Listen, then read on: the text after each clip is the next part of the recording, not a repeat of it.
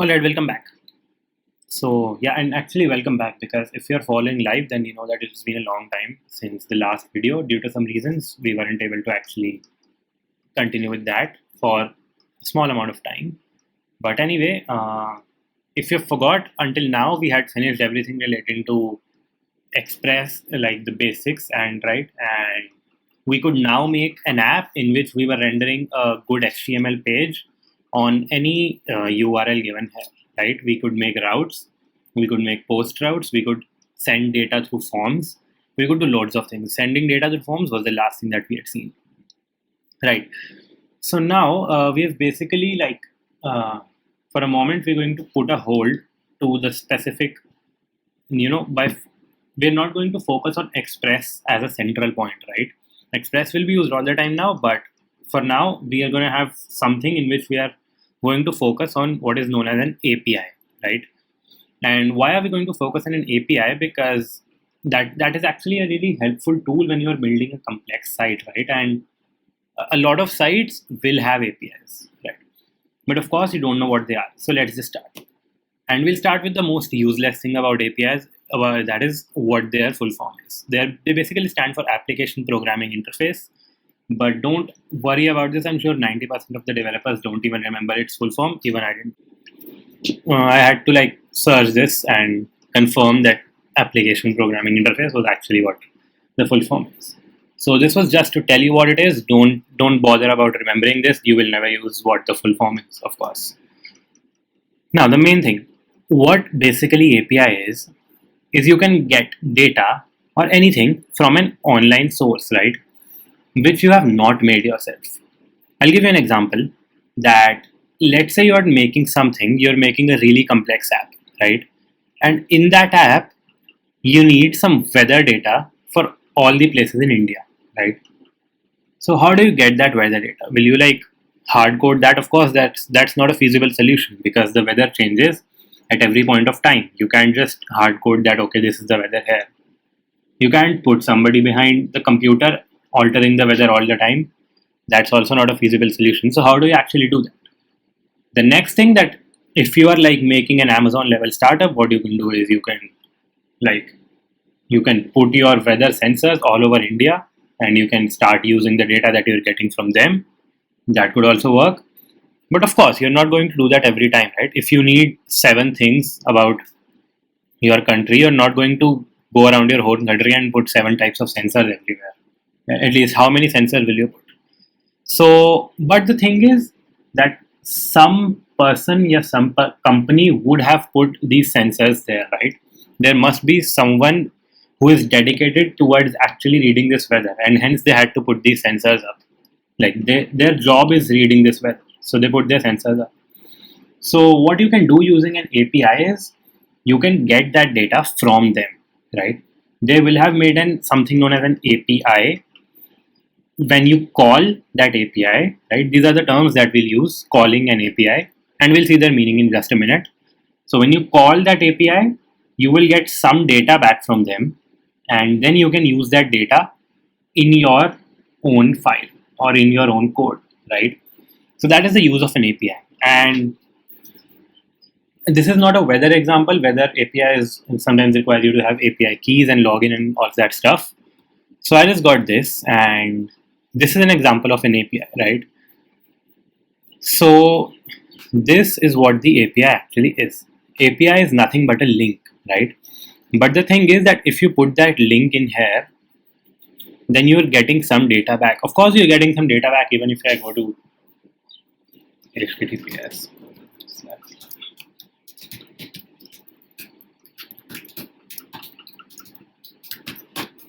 I'm getting some data back here too, right?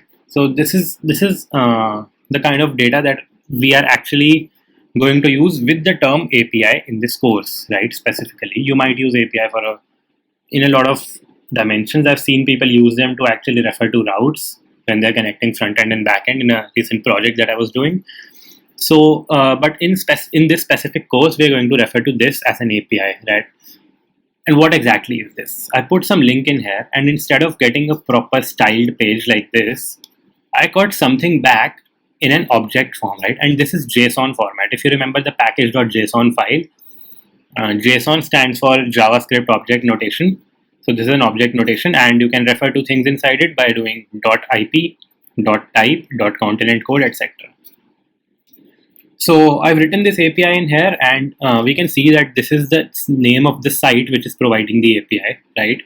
Then the use of this API is that if you type an IP, it will give you all the details about that IP. You can see the IP, the type, then the continent code, name, country code, region name, and etc. Latitude, longitude, all these things, all the geometrical details about that country when you type in the API here, right? So this is basically the IP that we're talking about. Whereas breaking this link down into something, right? And we can see that if I change this, I'll get the details for a separate IP. And then access key is something that I built, that I had to get from them. They require you to sign into their website and then get a specific key. This key is unique for me. This will be unique for you if you go to that site and log in. And everybody gets a unique key. And then you can put that in your link and it will work. Format is equal to JSON. This is for JSON, right? So we're getting a JSON back here. And one thing that I'd like to tell you beforehand is JSON is not the only type that an API can return. Although most of the APIs these days will return JSON, but there is one more type which an API can return. We'll talk about that in the next video, right? So for now, we wrote this whole link in here and we got this back. This is a JSON format. And then we can use it any way we want and we can access the things inside of it. So let's say this was a weather API, you would have the name of the country, the name of the city you've searched for, then you'd have the current temperature there, you'd have probably the highest or the lowest. All that depends on the person who has built the API. What goes inside an API is never fixed. It's not that if you refer to 10 different weather APIs, they'll have the same thing in them. One may have different things and one may have different things because it is upon the people who are making this API specific, like in this case, the api.ipstack.com, to determine what we get back in an API, right? So yeah, this could be a weather API and you would get all the weather details for that specific city, right? And you could change this URL. Let's say I change this to 4.2.